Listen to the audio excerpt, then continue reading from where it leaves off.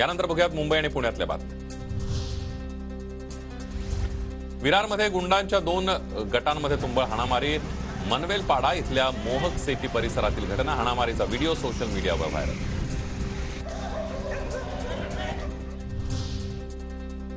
शुक्रवारपासून मुंबईमध्ये ढगाळ वातावरणाचा अंदाज। 29 ते 2 जानेवारी दरम्यान ढगाळ वातावरण निर्माण होण्याची शक्यता, हवामान विभागाचा अंदाज।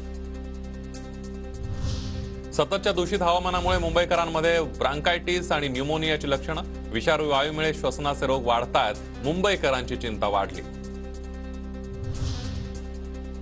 पुणे शहरातील हवेची गुणवत्ता खालावली। शिवाजीनगर स्वारगेट भागामध्ये अतिप्रदूषित हवा।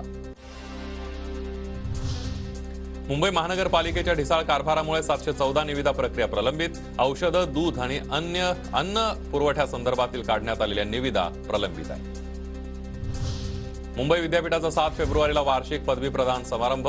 1 ते 1.5 लाख पदवीधारकांना पदवी प्रदान करण्यात येणार।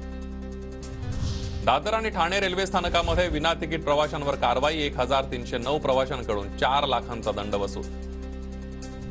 नववर्षानिमित्त मुंबईतून मध्यरात्री 4 विशेष लोकल सोडणार। सीएसएमटी ते कल्याण आणि सीएसएमटी ते पनवेल दरम्यान 4 विशेष लोकल सोडण्याचा निर्णय।